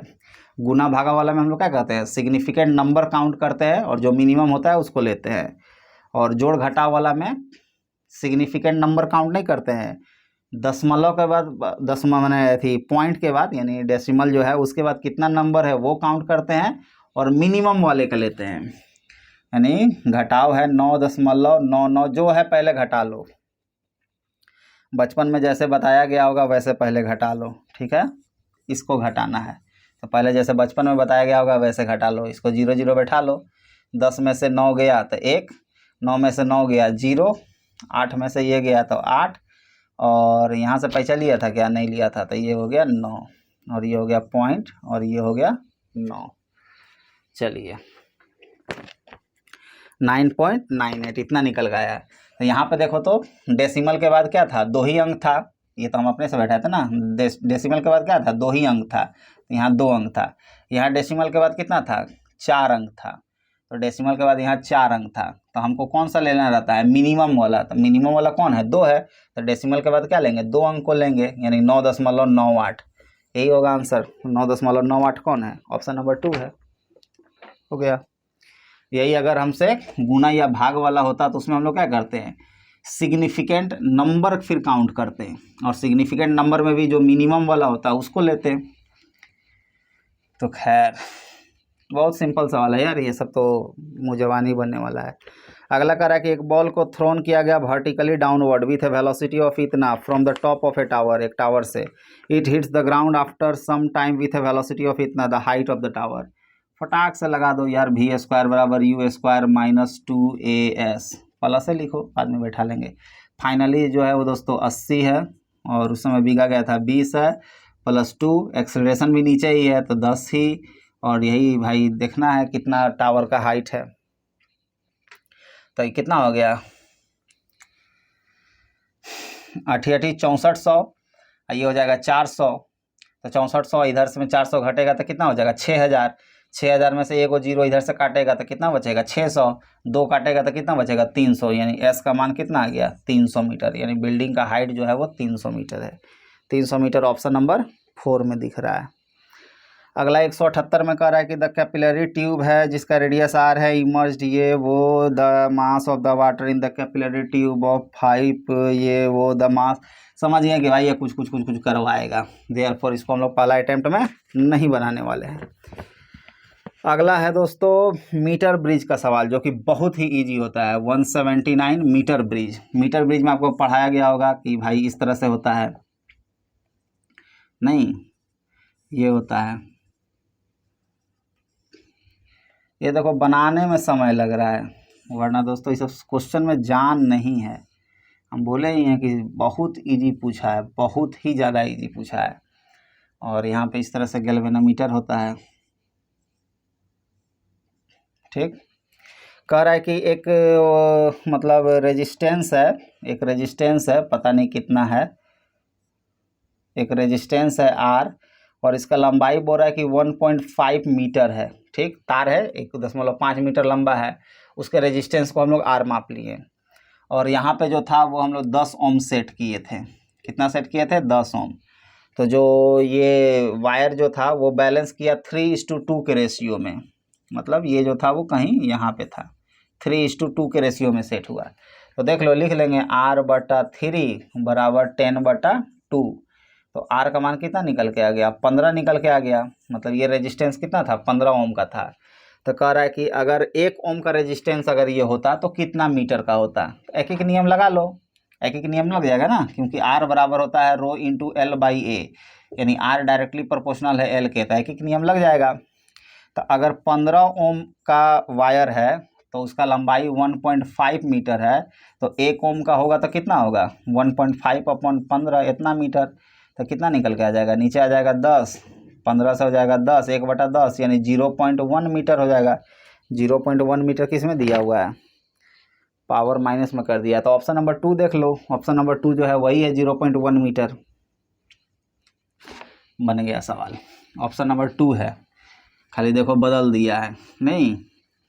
और अगला जो है वो फिर से हलवा पूड़ी वाला सवाल है। आपको बोलते ही हैं कि जो ये लॉजिक गेट का क्वेश्चन होता है वो भाई हलवा पूड़ी होता है। लॉजिक गेट हो गया, उसके बाद आपका वो रेजिस्टेंस में जो वो ब्राउन और ग्रीन ये सब जो देता है बीबी रॉय वो वाला हो गया। उसके बाद तुम्हारा गिटार वाला वो बीट वाला क्वेश्चन हो गया। सिग्निफिकेंट फिगर हो गया। स्क्रू गेज वर्नियर कैलिपर पर अगर इजी सवाल है तो वो हो गया। ये सब जो है वो हलवा पूड़ी वाला सवाल है। तो लॉजिक गेट में देख लो भाई क्या क्या दिया हुआ है। तो एक जो है वो नोट गेट है, ठीक। दूसरा भी यहाँ पे एक नोट गेट दिया हुआ है, ठीक। और ये जो दोनों है वो इनपुट का काम कर रहा है किस में, एक नोर गेट में। ये जो है वो दोस्तों नोर गेट है, ठीक। और यहाँ पे फिर से एक नोट लगा दिया है, यानी पूरा अगर बात करें तो ये नोर गेट हुआ, ठीक। तो देख लो क्या निकल के आएगा। अगर इसको इनपुट हम लोग ए देते हैं और इसको अगर बी देते हैं तो ये क्या करेगा, ए बार में बदल देगा, ये बी को बी बार में बदल देगा। इसमें इनपुट ए बार आया तो ये क्या करता है, प्लस कर देता है, यानी ए बार प्लस बी बार कर देगा। और ये क्या कर देगा, फिर पलट देगा, यानी ए बार प्लस बी बार को भी एक बार लगा देगा। अगर इसको सॉल्व करने आता है तो बहुत अच्छा, डी मॉर्गन्स थ्योरम या डी मॉर्गन्स रूल जो भी कहो, अगर आता है तो ठीक है, नहीं आता है तो इस पर भी आप काम कर सकते हैं। अगर आता है तो आपको पता होगा कि ये ए इंटू बी हो जाता है। नहीं, अगर डी मॉर्गन साहब का बात आपको पता है तो आपको पता होना चाहिए कि ये ए इंटू बी हो जाता है। अब कैसे होता है, क्यों होता है, इस सब के रीजन पे नहीं जा रहे हैं, वीडियो लंबा हो जाएगा। तो अब ऑप्शन चेक करते जाइए, यानी अगर हम लोग ए को 0 देते हैं तो क्या निकल के आएगा, 0 निकल के आएगा। 1 देते हैं तो क्या निकल के आएगा, 1 निकल के आएगा। 0 देते हैं तो 0 आएगा। 1 देते हैं तो भी 0 आएगा, यानी ऑप्शन नंबर 1 हो गया। अगर आपको ये नहीं पता है, यहीं तक पता है, तो भी आप कम कर सकते हैं, तो भी आप तो टेबल खोजिएगा आपको मिल जाएगा। 1 मान लो 1 दिए तो 1 का क्या कर दिया, 0 कर दिया। फिर क्या किया, 0 को सम किया तो 0 आया। फिर 0 को क्या कर दिया, 1 में कन्वर्ट कर दिया। इसको हम नहीं देख रहे, इसी से देख रहे थे, ये 1 में कन्वर्ट कर दिया, यानी 1 का क्या होना चाहिए, 1 होना चाहिए। ये भी तो वही बता रहा है कि 1 का 1 होना चाहिए। तो आपको अगर ये कन्वर्ट करने आता है, कहने मतलब इसको और शॉर्ट फॉर्म में कन्वर्ट करने आता है तो आपसे जल्दी बनेगा, नहीं आता है तो भी बनेगा, थोड़ा समय लेगा लेकिन बनेगा। तो चलिए ऑप्शन नंबर 1 ये मैच कर जा रहा है। तो सारा सवाल जो हो गया वो सॉल्व हो गया। टोटल 45 सवाल था और गला भी देख रहे होगे बैठ गया होगा, बिना पानी पिए और बिना कुछ किए 45 सवाल हम लोगों ने लगातार सॉल्व किया है।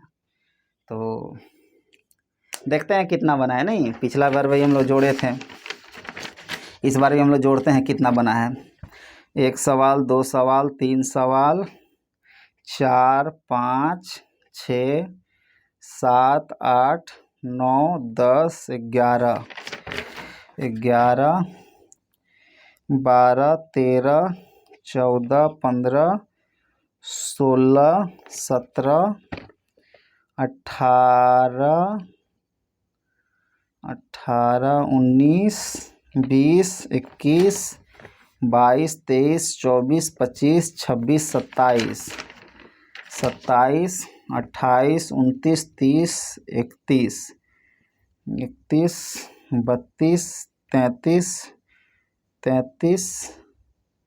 33। एक सवाल छूट गया, ये वाला सोलेनोइड वाला, नहीं 33, अभी देखते हैं। 33,